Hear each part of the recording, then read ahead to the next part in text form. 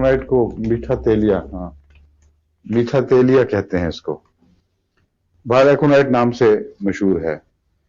اس کی مختلف قسمیں ہیں، لیکن ایکونائٹ نیپولیٹن یا اس قسم کا نام ہے. اینڈ یہ وہ چیز ہے جو اکثر استعمال ہوتی ہے، اور جب ایکونائٹ کہتے ہیں تو ذہن میں سب کے یہی آتا ہے اور یہی دوا ملتی ہے. ایکونائٹ ایک زہر ہے جس کا انسانی جسم پر مختلف حصوں پر اثر پڑتا ہے، اور وہ اثر بعض ڈاکٹروں نے ایکونائٹ کے استعمال سے خود معین کیا ہے. اس کو کہتے ہیں پروونگ، ایک دوائی کا پروف کرنا.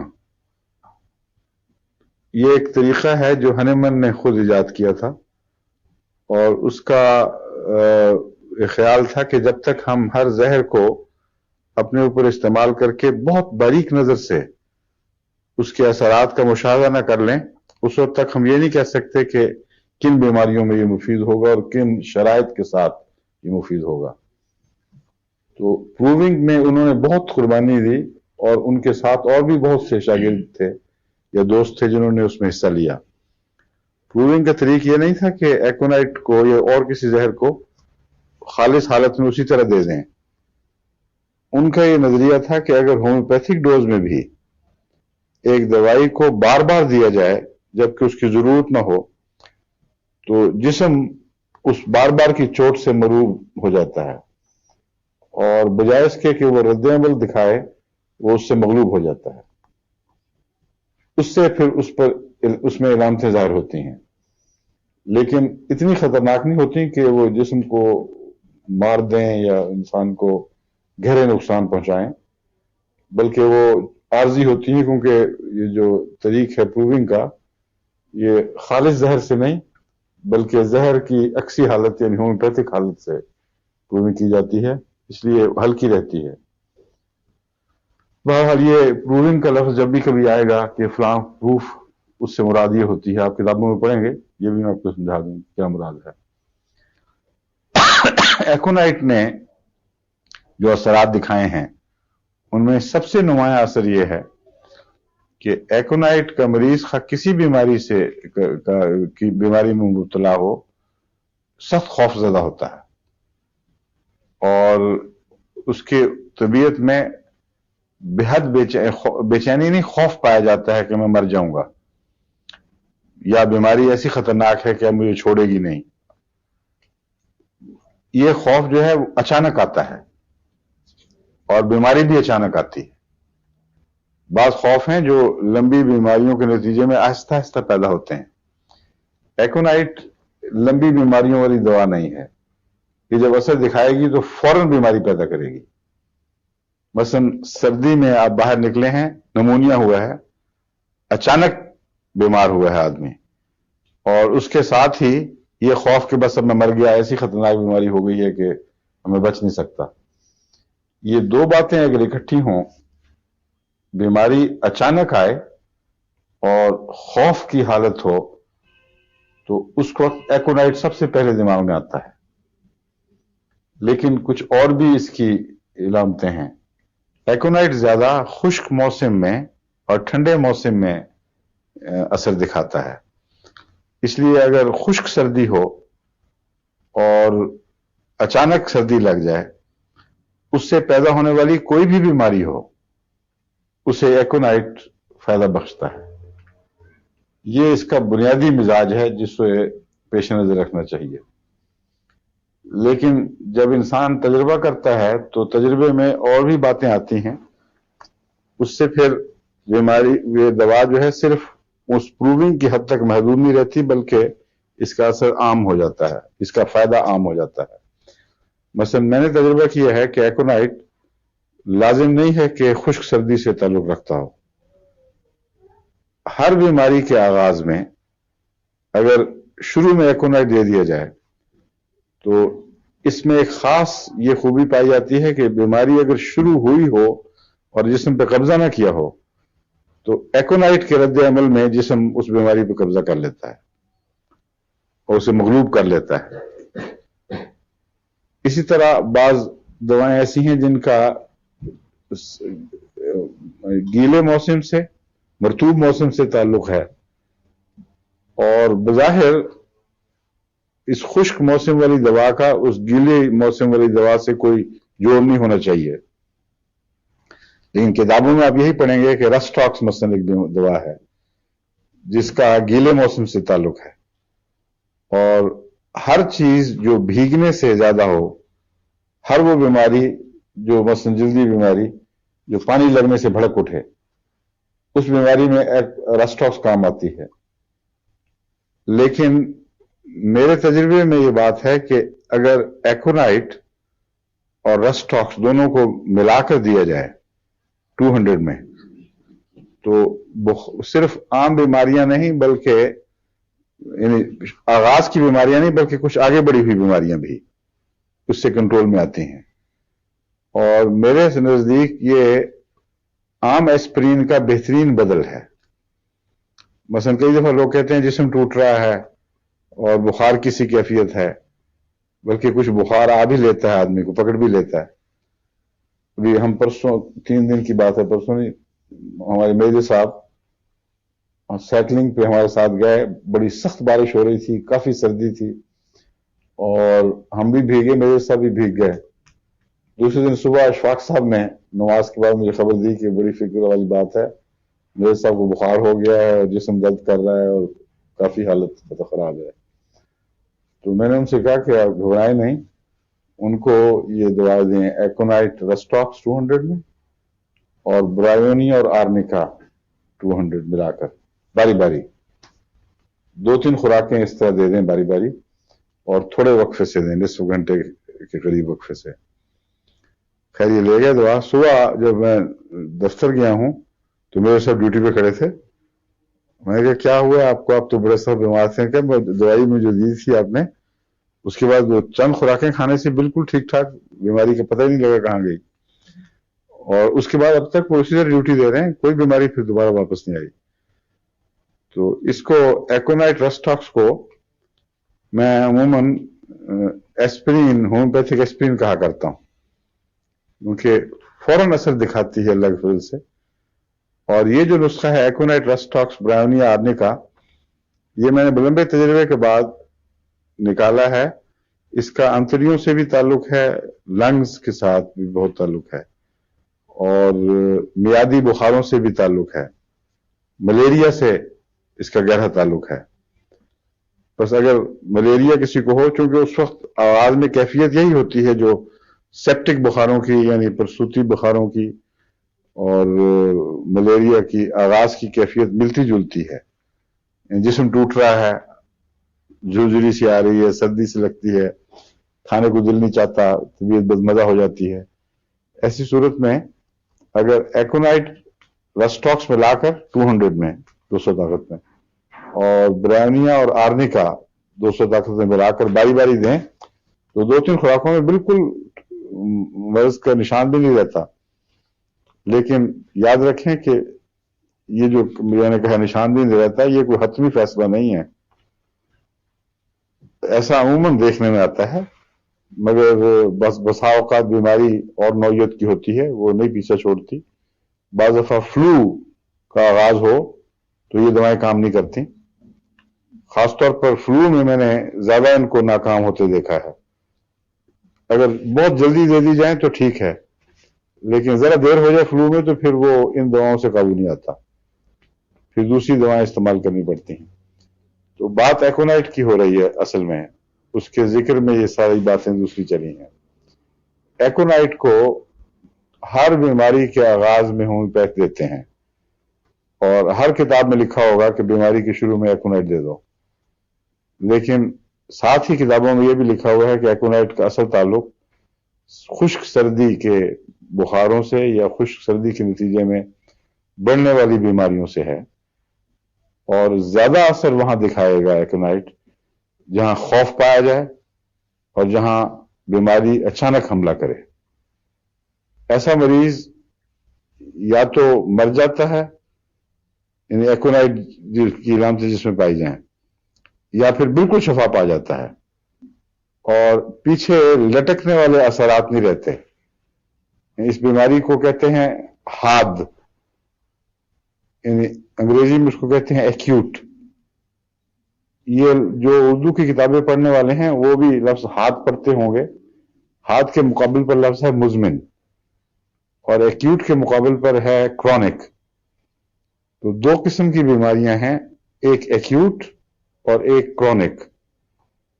ایکیوٹ کو حاد یعنی آنے جانے والی، آنن فانن آئی آنن فانن پیچھا چھوڑ گئی، اور مزمن جو آہستہ آہستہ جسم میں پیدا ہوتی اور لمبے عرصے تک رہتی ہیں.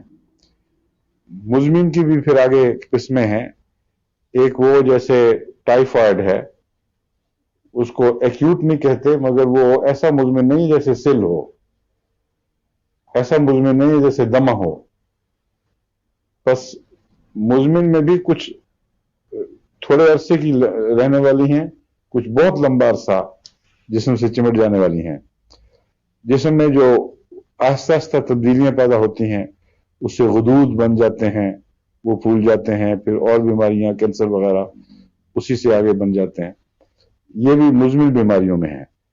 تو ایکونائٹ کو حاد دواؤں میں سر فہرست رکھا جاتا ہے، جن کا اثر آیا اور چلا گیا.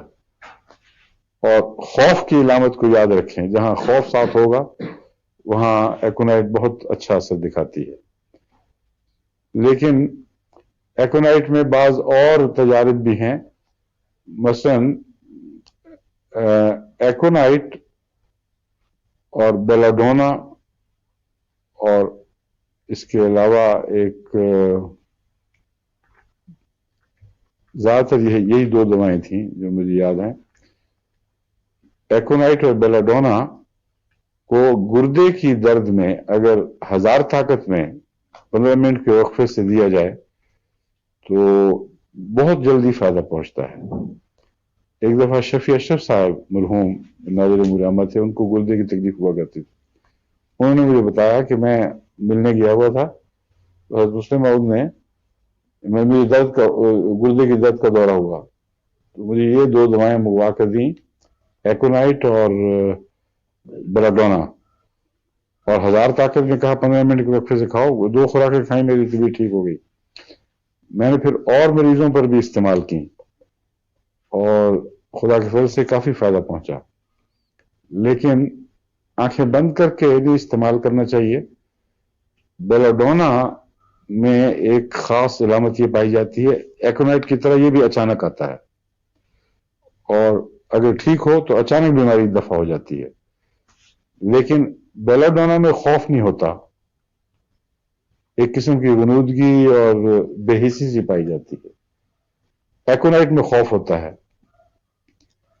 اس لیے چونکہ گردے کی اچانک درد سے میں خوف کا عنصر بھی پایا جاتا ہے اور اچانک پن بھی ہے، اس لیے یہ دونوں دعائیں مل کر اچھا اثر دکھاتی ہیں. لیکن ایک شرط ہے، اگر گردے کی درد کو گرمی سے آرام آتا ہو تو پھر بیلاڈونا کوئی فائدہ نہیں دے گی، کیونکہ بیلاڈونا گرمی سے بھڑکتی ہے. جب آپ کسی حصے پہ معروف حصے کو گرم کریں تو وہاں خون دورہ کرتا ہے نا، جہاں جہاں کوئی چوٹ لگی ہو وہاں ٹکور کریں گے تو خون اور زیادہ دورہ کرے گا. پھنسیاں پھوڑے پکانے کے لیے آپ ٹکور کرتے ہیں، اور وہ جو ڈاکٹر یا حکیم ٹکور کا کہتے ہیں وہ اسی لیے ہے کہ جہاں پھنسی نکل رہی ہے وہ پک نہیں رہی، اس کو بار بار گرم کریں گے تو وہ آہستہ آہستہ وہ خون کے دورے کی وجہ سے پک جائے گی. پھر گھوانجنی کا علاج ایک بچپن میں ہم کیا کرتے تھے، فائدہ دیتا تھا کہ انگلی رگڑ کے گرم کر کے گھوانجنی پہ لگاتے رہو تو بجائے اس کے 5-6 دن میں پکے وہ 1-2 دن کے اندر پک جاتی تھی. تو پکنے کے ساتھ کا تعلق دراصل دوران خون کے تیز ہونے سے ہے. جتنا زیادہ خون وہاں پہنچے گا صورت کے ساتھ، اتنا جلدی بیماری کے ساتھ مقابلہ کر کے اسے مغلوب کرے گا.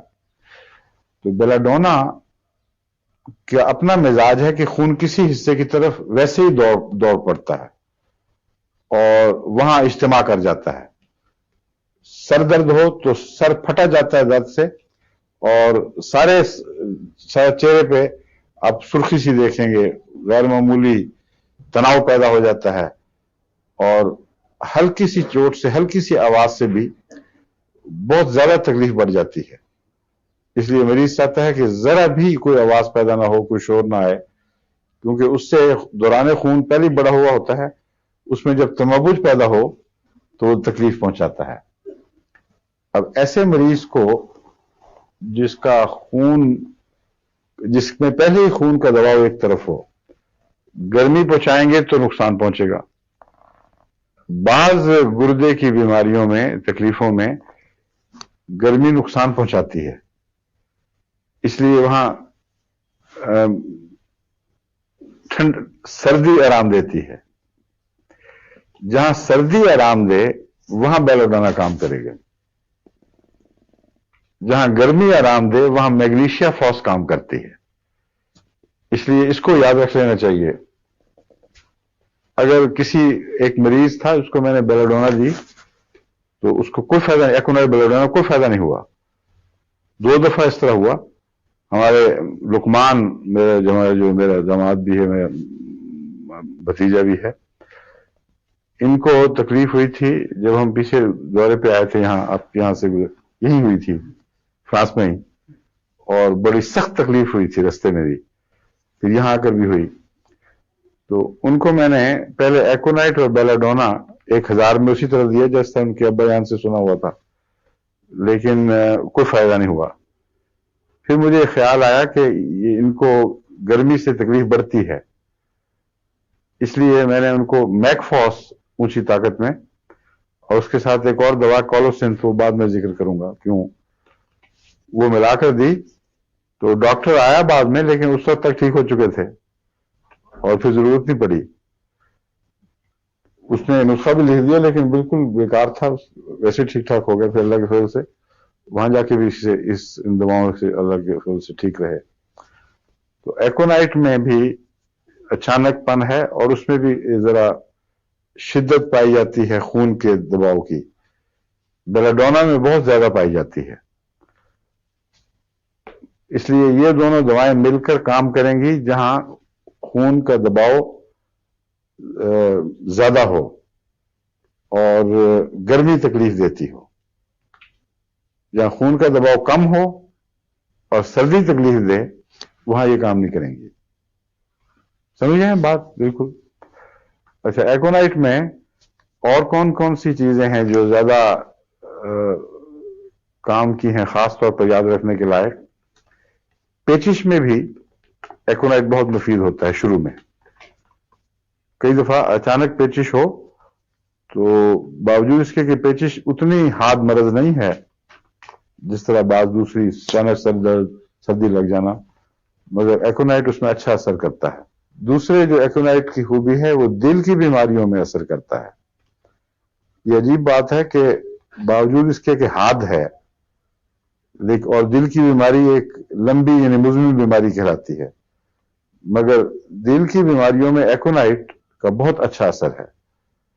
اور یہ جو نسخہ ہے یہ حضرت مسلم موعود سے میں نے سیکھا تھا، براہ راست نہیں، یعنی مجھے میری والدہ چھوٹی آپا ام متین نے بتایا تھا کہ حضرت مسلم موعود ایکونائٹ اور کریٹیگس کو ملا کر دیا کرتے تھے، اور میں نے بھی استعمال کر کے دیکھا ہے، اچھا مفید پایا ہے۔ لیکن اس صورت میں ایکونائٹ مدر ٹنکچر میں، بجائے اس کے کہ اس کی پوٹینسی بنائی جائے، مدر ٹنکچر میں کریٹیگس کے ساتھ ملا کر، جو ایک دل کا بہت اچھا ٹونک ہے، ہومیوپیتھک ٹونک، وہ مدر ٹنکچر میں ہم ملتا ہے۔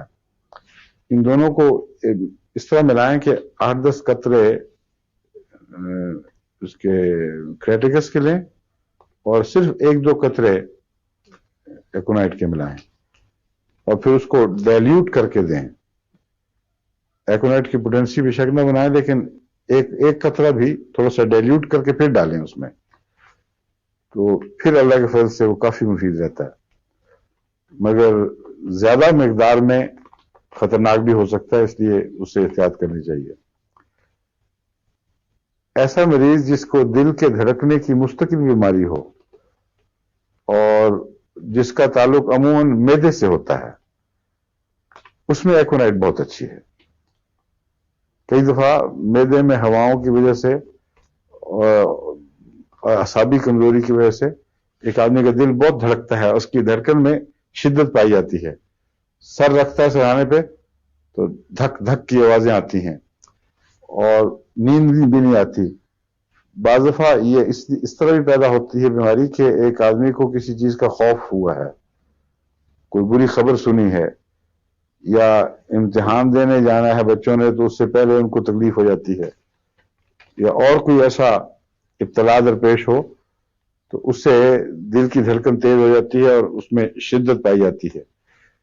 اس میں ایکونائٹ 30 یا 200 میں بھی بہت مفید ہے، وہ اس کو کنٹرول میں لاتی ہے اور ایسی صورت میں نیند بھی آ جاتی ہے پھر آرام سے. تو یہ باتیں ہیں ایکونائٹ کے متعلق. پھر اگر کوئی اور بات ذہن میں آئی کسی اور بیماری کے دوا کے ذکر میں تو پھر میں اس کے متعلق بتاؤں گا. کہ ایکونائٹ ایک ایسی بیماری، ایسی دوا ہے جس کا مریض یا مر جائے گا یا بالکل شفا پا جائے گا، کیونکہ اچانک شدت کے ساتھ بیماری شروع ہوتی ہے اور بیماری ایسی ہے جو مستقل لمبی چلنے والی بیماری ہے ہی نہیں. اچانک سردی لگ جائے، نمونیا ہو جائے یا ایسی اور کوئی گہری بیماری ہو، گہری ہو مگر ہو وہ عارضی. ہر ایسی عارضی بیماری یا مریض کو ختم کر دیتی ہے یا چھٹی کر جاتی ہے، صاف ہو گیا بالکل. جس کو خوف ہو گیا اس کا پیشاب نکل گیا، محاورہ بھی بنا ہوا ہے، ڈر کے مارے اس کا پیشاب نکل گیا. تو ڈر کا تعلق گردوں سے ہے اس حد تک، گردوں سے یا ان جو گول مسلز ہوتے ہیں جو پیشاب کی نالی کے ارد گرد چلتے ہیں آخر تک، اس کو کنٹرول کرتے ہیں، کھولتے ہیں. خوف کے اثر سے معلوم ہوتا ہے وہ جلدی جلدی دھکیلتے ہیں پیشاب کو باہر.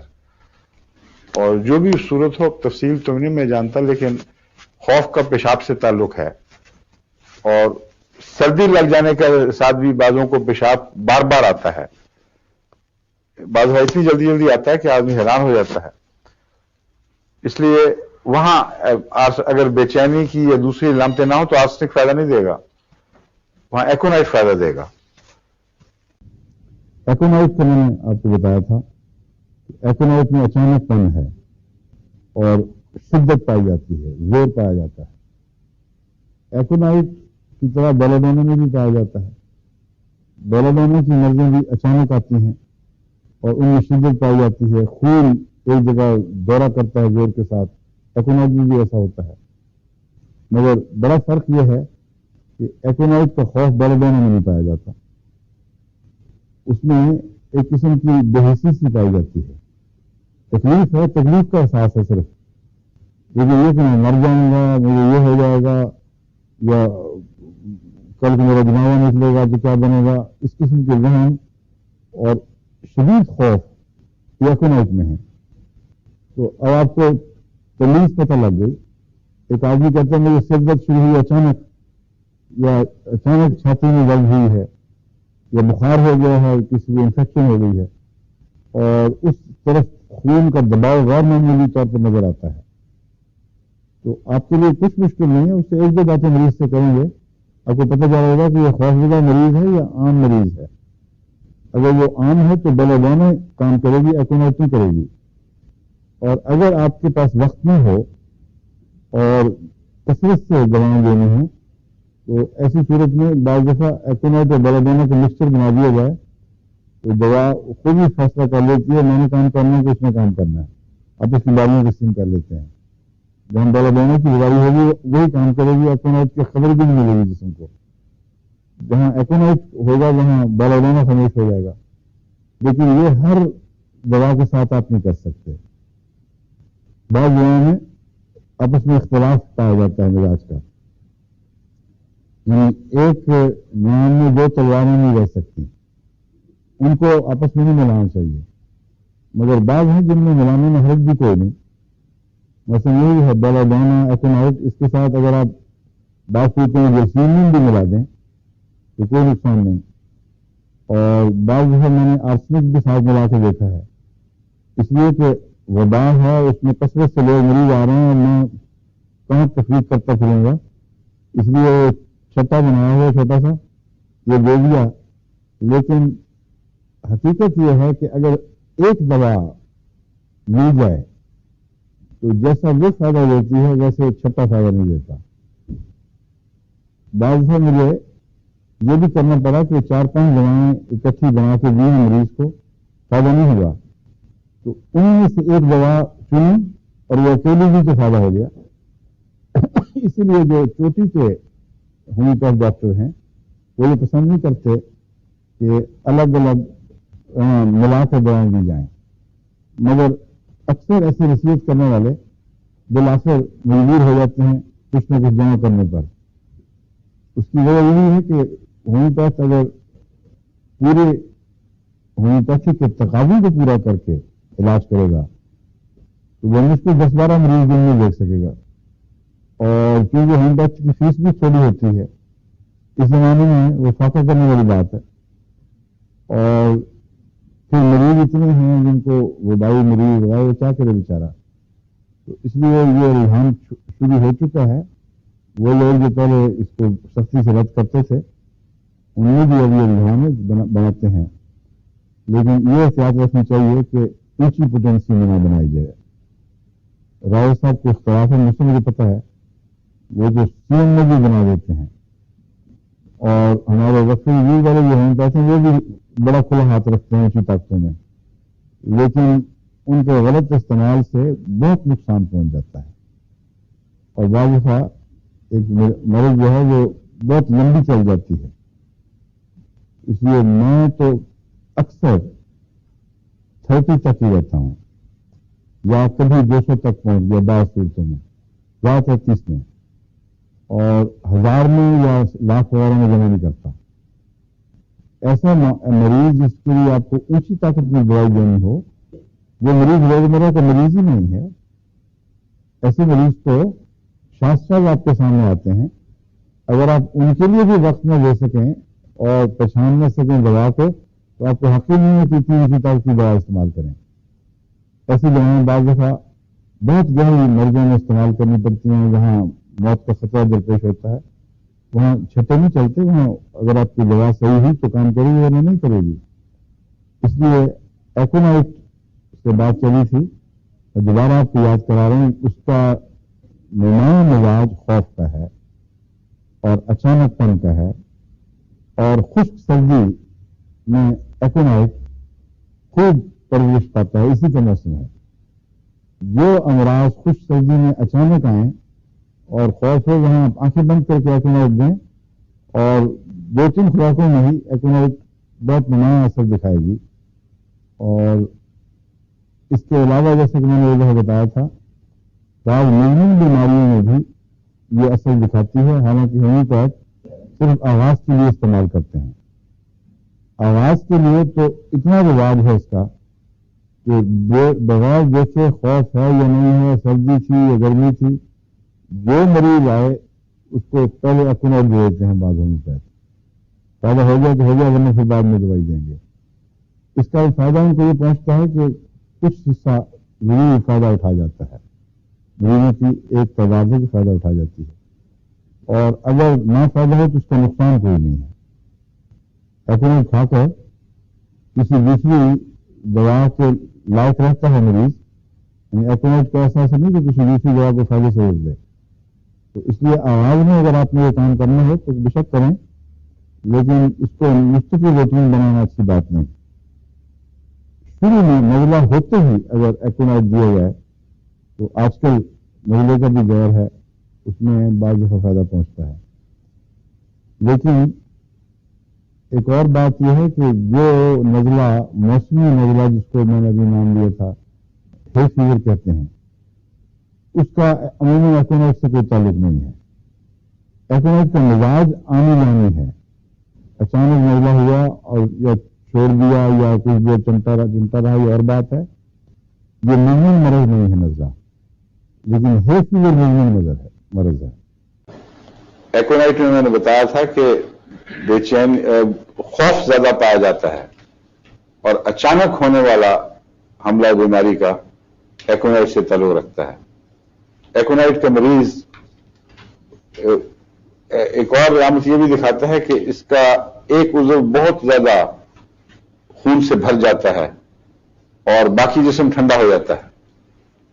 مثلا اس کے پاؤں ٹھنڈے ہوں گے، ہاتھ ٹھنڈے ہوں گے، لیکن اگر اس کو نمونیا ہوا ہے تو اس معروف حصے میں جو دایاں یا بایاں جو بھی حصہ ہو اس میں بہت تیز درد شروع ہوگی اور اس میں تپکن پائی جاتی ہے۔ ایکونائٹ میں تپکن کہتے ہیں دل کی دھڑکن کے ساتھ درد کا بڑھنا یا گھٹنا۔ اسی طرح اس کے اعصاب میں درد کی لہریں دوڑتی ہیں۔ یہ علامتیں ایکونائٹ کی ہیں، مگر ذہنی علامت جو لازماً اس کے ساتھ ہونی چاہیے، جس سے حقیقت میں ایک مریض کو ہم ایکونائٹ کا مریض قرار دے سکتے ہیں، وہ خوف ہے۔ اگر خوف نہیں ہے تو ایکونائٹ نہیں ہے، اور اس کے اچانک پن کے ساتھ خوف کا تعلق ہے۔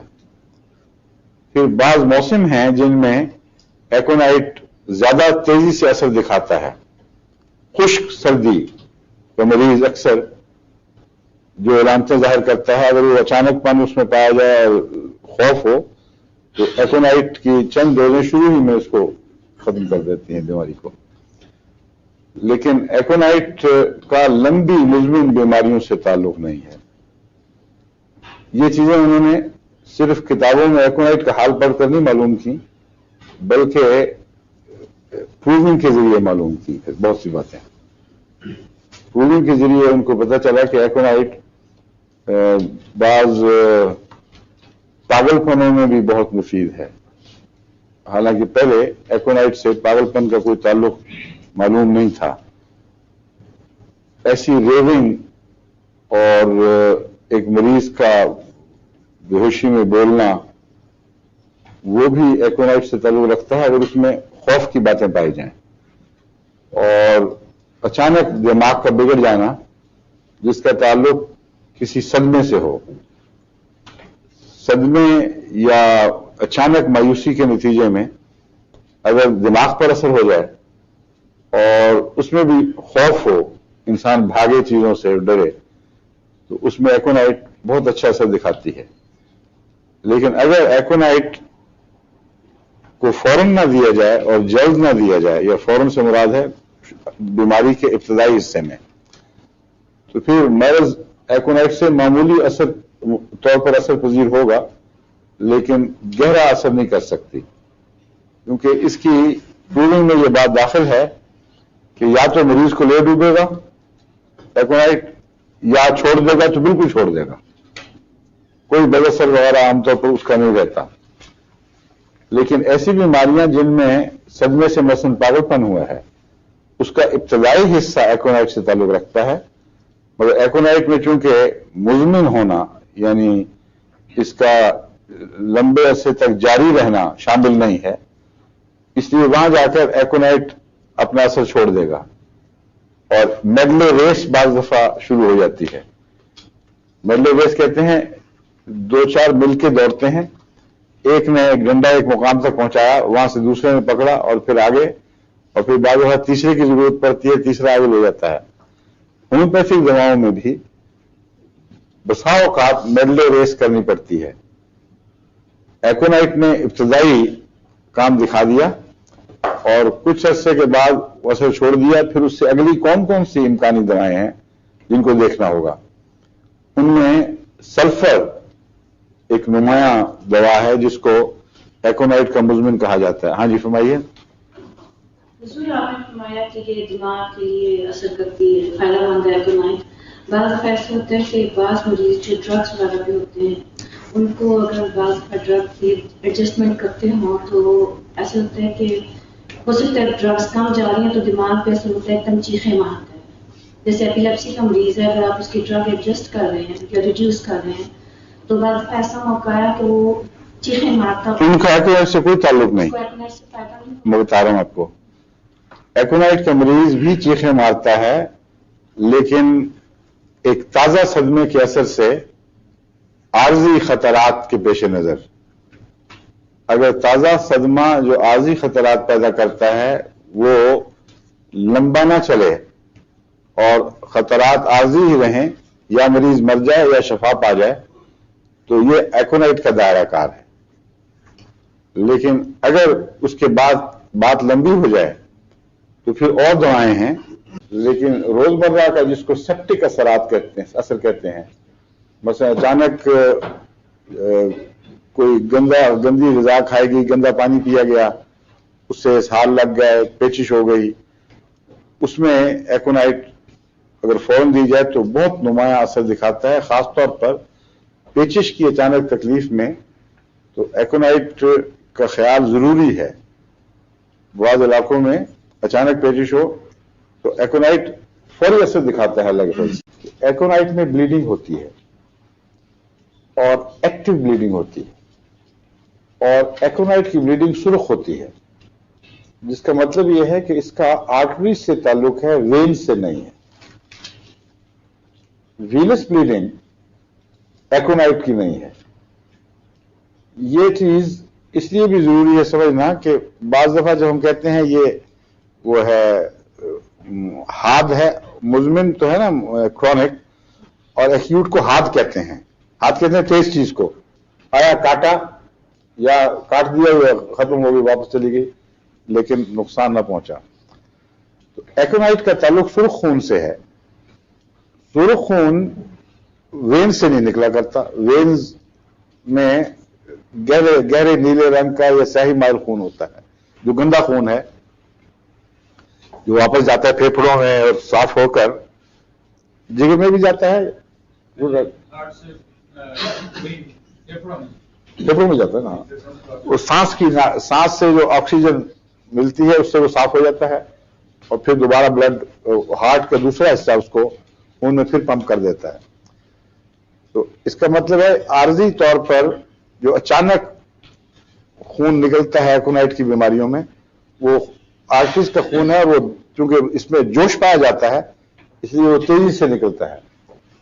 اور خوف سے اس کا تعلق ہے، اس لیے کوئی بعید نہیں کہ اچانک کسی صدمے یا خوف سے بلڈ پریشر ہائی ہوا ہو اور کوئی رگ پھٹ گئی ہو، اور وہ رگ اس ایسے خوف جو ہیں ان کا تعلق آرٹریز سے، یعنی تازہ خون کی شریانوں سے ہے، گندے خون کی شریانوں سے نہیں ہے. اس کا تعلق سلفر سے ہے. اس لیے جب ہم کہتے ہیں فلاں کرونک ہے تو غور کریں گہرا تو پتہ لگتا ہے کوئی آپس میں کوئی ریلیشن شپ ہے. ایکونائٹ جگر کی بیماری دوا نہیں ہے. ایکونائٹ خون کے سطح پر اثرات پیدا کرنے والی بیماریوں سے تعلق رکھتی ہے. جگر اور گہری بیماریوں سے اور لنگز کی گہری بیماریوں سے سلفر کا تعلق ہے.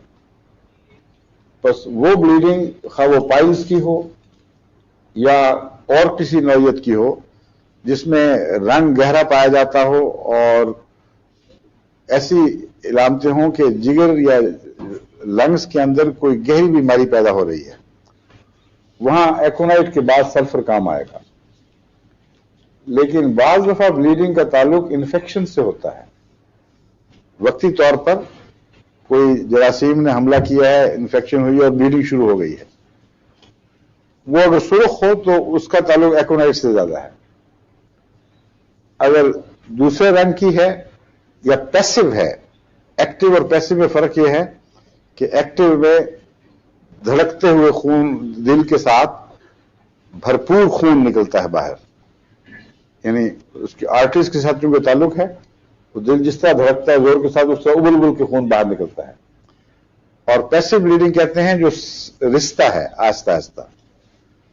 رسنے والے خون کا ہارٹ بیماریوں سے تعلق نہیں ہے، یا سب ایکیوٹ سے ہے یا کرونک سے ہے. اور یہ رسنے والا خون بتاتا ہے کہ یہ زیادہ خطرناک ہے بنسبت دھڑک دھڑک کر نکلنے والے خون سے، کیونکہ جو خون ابل ابل کے نکلتا ہے یا تو وہ جان لیوا ہوگا یا پھر چھوڑ دے گا، کوئی مستقل بیماری اور سردردی پیچھے نہیں چھوڑتا. لیکن جو خون رس کے نکلتا ہے اس نے یہ بتاتا ہے کہ جھلیوں میں نقص پیدا ہو گیا ہے. بعض بیماریوں نے وہ جو خدا تعالیٰ نے خود بخود خون کو روکنے کے نظام بنائے ہیں ان میں خلا پیدا کر دی ہیں، سوراخ کر دی ہیں، اور جھلیاں یا اور ایسی چیزیں، مثلا نیفرائٹس میں جو خون گردے سے نکلتا ہے وہ چاہے کتنا تھوڑا ہو ڈاکٹر اس کو بڑا سنجیدگی سے لیتے ہیں، کیونکہ بعض دفعہ وہ جان لیوا ثابت ہو جاتا ہے، اس کا علاج ان کے پاس کوئی نہیں، جس کا مطلب یہ ہے کہ جھلیوں میں جو خدا تعالیٰ نے بے شمار سیل پیدا کیے ہوئے ہیں جو پیشاب کو اور گندے مادوں کو نکالتے ہیں اور خون کو روک لیتے ہیں، ان میں سوراخ ہو گئے ہیں، اور بعض بیماریاں ایسی ہیں جو گندے مادوں کو روک دیتی ہیں اور خون کو نکالنے لگ جاتی ہیں، بعض ہیں کہ گندے مادے بھی نکالتی ہیں۔ وقت ہو گیا؟ اچھا کوئی بات نہیں، وقت کے تو ہو گیا، اس لیے میں یہاں ہی بات ختم کر دیتا ہوں۔ یہ مضمون ایسا دلچسپ ہے کہ اس کو اگر میں دلچسپی کے ساتھ ہی بیان کروں تو اچھا ہے، ورنہ اگر عام طور پر کتابوں میں جو علامتیں وغیرہ ہیں یہ بیان کرنی شروع کر دی فوری طور پر، تو جس طرح ایک دو کو ابھی بھی نیند آنے لگی تھی اس طرح مجھے ڈیرا سب کو نیند آ جائے گی، اس لیے بہتر یہی ہے کہ وقت دیا جائے، آرام سے کوئی حرج نہیں، جتنا چلے چلے۔ تو ایکونائٹ کا تعلق ہارٹ بیماریوں سے ہے جس میں دھڑکتا وہ خون نکلتا ہے، اور ایسے موقع پر عموماً ایکونائٹ فوری اثر دکھاتا ہے۔